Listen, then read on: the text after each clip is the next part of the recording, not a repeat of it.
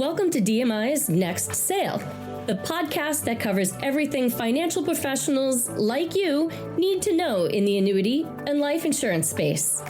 Join us as we talk with experts about products, sales techniques, operations, and current events that directly affect your next sale. Welcome to the deep dive. Today, we're kind of going undercover, you could say. Undercover. Okay, I like it. Yeah, think of it like a black ops mission. But for retirement planning, we're looking for those hidden threats, the vulnerabilities clients might not even see coming. Ah, okay. And identifying specialized tools to counter them. That makes sense. Financial pros, this territory is complex. Exactly. And clients, they're worried. I mean, really worried. About outliving savings, that's a huge one. Definitely. And Social Security, what's going to happen there? Then there's long-term care costs, looming large. And leaving something behind, the legacy piece. These are the big four, really. They absolutely are. Deep-seated anxieties. So our mission today, we're focusing on this unique asset. It's being called a 4-in-1 retirement benefits rider. Right. An optional rider, it's important to note, on a specific fixed index annuity, not standard issue. Not standard at all. And the angle is it's designed potentially as a single solution, like one specialized weapon. To target those four big risks we just mentioned. Longevity, Social Security gaps, healthcare costs, legacy. And here's the kicker. The intel suggests it's very limited access. Fewer than 2% of qualified professionals nationwide can currently offer this specific type of solution. Wow, less than 2%. That's exclusive. It tells you something, doesn't it?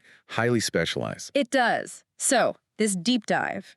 We're unpacking this tactical solution. How does it actually work against each threat? We want actionable intelligence for our listeners. And let's be clear up front. This rider isn't free, it's optional, and there's an additional annual charge associated with it. That's part of the equation. Good point. Transparency is key. Okay, so the engine behind this rider uses something called a benefit base. That's the core mechanism, yes, the benefit base. But it's not static. Right, you mentioned it grows. How does that work? Well, this is interesting. It gets adjusted by 200% of the net credited interest from the underlying annuity. Wait, 200%. Double the interest rate. For the benefit-based calculation, yes.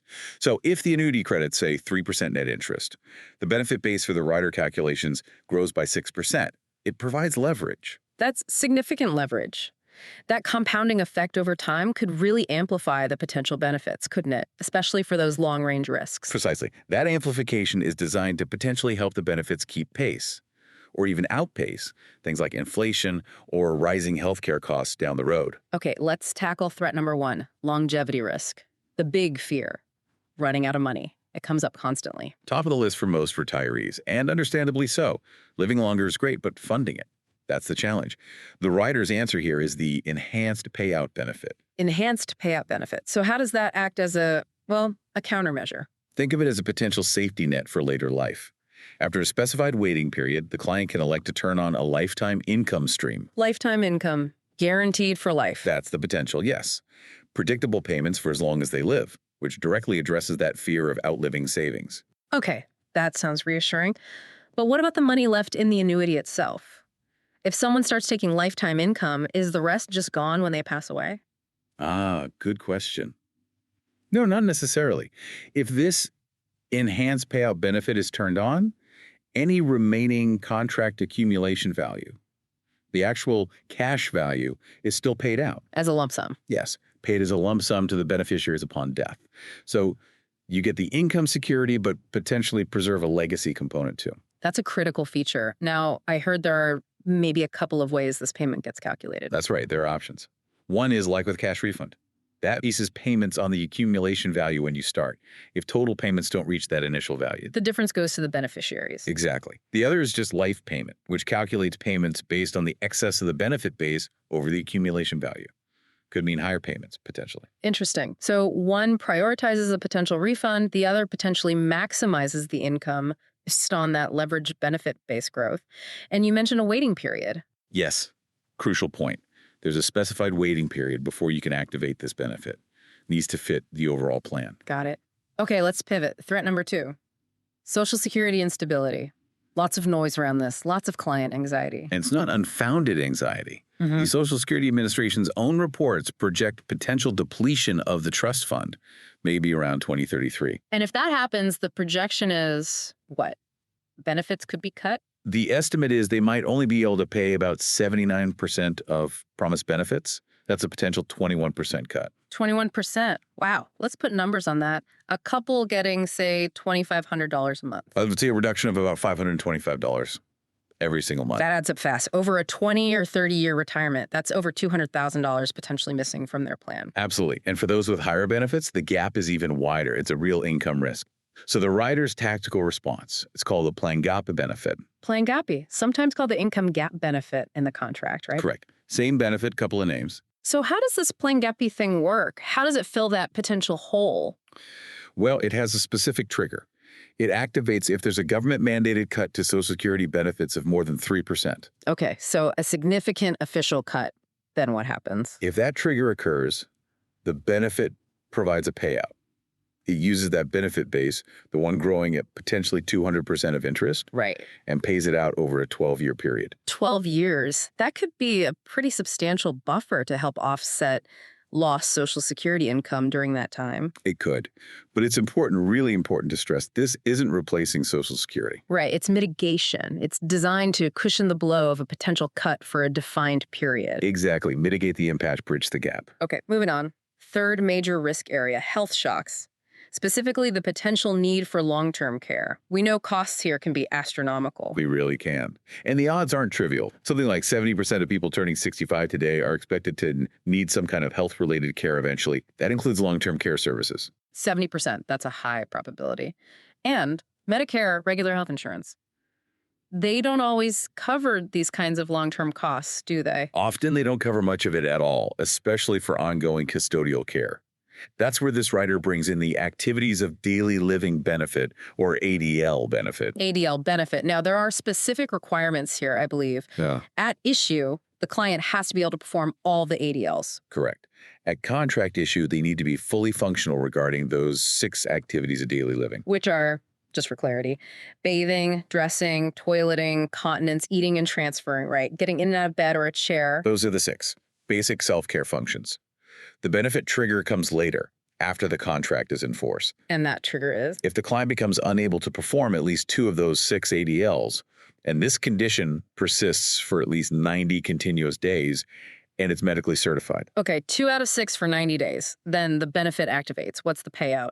Once activated, the benefit base again, that core number becomes payable over a 7-year period. 7 years of payments. Now, the really interesting part here, I thought, was the flexibility. Where can that money be used?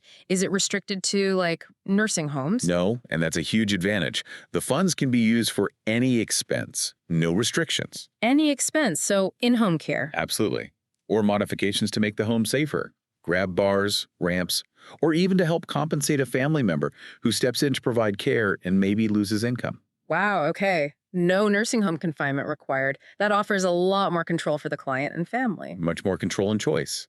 It aligns with where most people say they'd prefer to receive care at home. Makes sense. And like the other benefits, if the 7 years pass and there's still benefit base remaining. Because paid out to the beneficiaries. Yeah. So there's still that potential legacy aspect, even with this health-focused benefit. But we need to be crystal clear, this isn't technically long-term care insurance, is it? Correct. It's Yeah. crucial to state that. The ADL benefit is not long-term care insurance and isn't meant to replace a comprehensive LTC policy. It's a specific benefit triggered by the inability to perform ADLs. Got it. A complementary tool for a specific scenario. Okay, 4th risk. Legacy loss. Not leaving behind what you'd hoped for. A very important goal for many people. It's about more than just money. It's about values, security for loved ones, impact.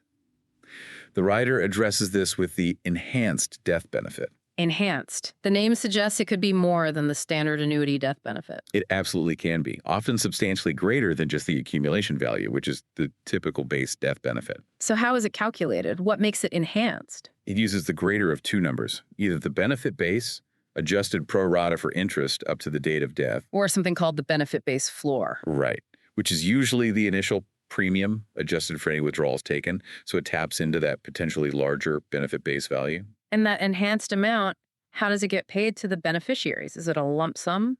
No, this one is structured differently. It's paid out over 5 years. 5 years. Okay, a stream of payments. Yeah. Why structured like that? The idea is that a structured payout over 5 years could potentially maximize the total amount received by the beneficiaries compared to other options.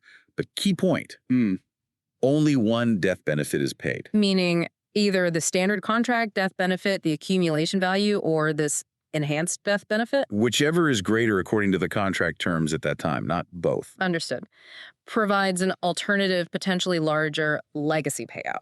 Okay, so all 4 benefits, longevity, plan gappy, ADL, enhanced death benefit, they all hinge on this benefit base. Driven by the benefit base, yes. But the whole thing sits on top of a fixed index annuity. That annuity itself has to have ways to grow, right? Accumulation strategies. Absolutely. And this specific FIA offers something pretty innovative for accumulation. It's called the Performance Strategy Ladder. Strategy ladder. The word ladder makes me think of CDs or bonds, staggering maturities. Is it similar? It's a great analogy. The principle is similar. Diversification over time. When you get the contract, the Performance Strategy Ladder automatically splits your premium. Splits it how? Equally across 5 index account strategies, each with a different term length. Maybe 1 year, 2 year, 3, 4, 5 years. Or it could be a different range, say up to 7 years, depending on the specific ladder chosen. So you're not putting all your eggs in one time horizon basket right at the start. Exactly. You're spreading it out. The potential advantages are, well, twofold. Longer-term strategies often come with potentially higher participation rates. Meaning potentially more interest credited if the index does well. Potentially, yes. And as each rung of the ladder matures that 20% chunk each year, it has the opportunity to credit interest. Then it typically renews automatically into the next available long-term strategy. So it keeps the ladder going. But what if someone wants access sooner or wants a different strategy after year 1? There's flexibility built in. As each 20% segment matures annually, the owner usually has the option to move that portion into available 1-year strategies instead of letting it automatically renew into the longer term.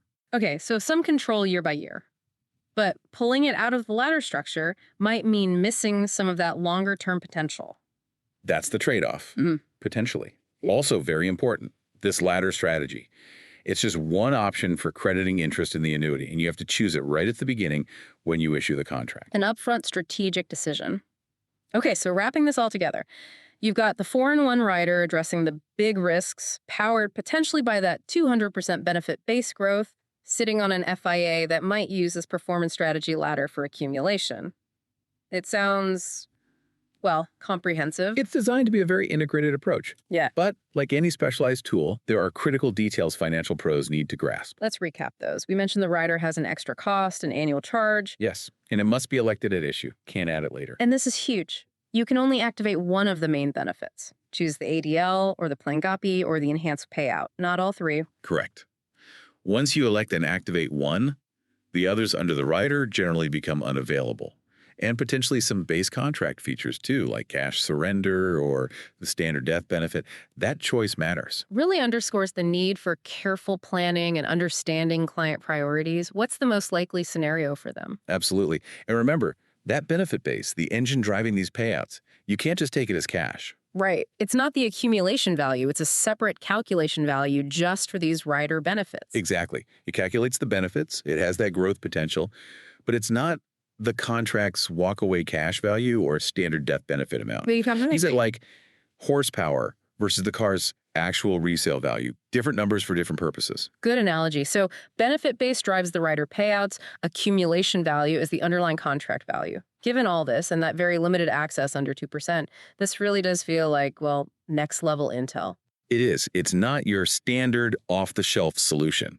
For advisors wanting to truly differentiate and offer solutions for those core retirement anxieties, understanding this strategy could be a significant advantage, a tactical advantage. Staying with our theme. So for the financial professionals listening who are thinking, okay, this sounds interesting, potentially powerful, I need the full briefing, what's the next step? How do they get that deeper intel? The best way is to connect directly with the specialist resource who can provide all the detailed specifications illustrations, and answer those deeper questions. Makes sense. And we have that contact information. To get the full intel on this Black Ops level strategy, the 4-in-1 retirement benefits rider, the performance strategy ladder FIA, you need to reach out. Yes, get the full download?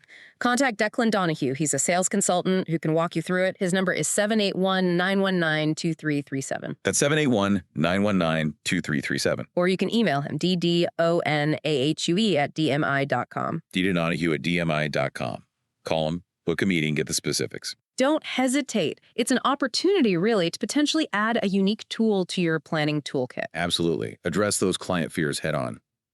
So let's wrap up this deep dive. We've uncovered a potentially potent and definitely exclusive strategy aimed squarely at those 4 horsemen of retirement risk: running out of money, Social Security shocks, healthcare costs, and legacy concerns. And the final thought, tying back to our theme, consider how having access to this kind of, classified grade financial solution could elevate your practice. Right. It's about offering planning that goes beyond the basics, building that deep trust by tackling the toughest client fears with real precision and innovation. It gives you a distinct tactical advantage in the field. So take that next step. Get the full briefing. Arm yourselves with this knowledge. Contact Declan Donahue, 781-919-237, or ddonahue@dmi.com.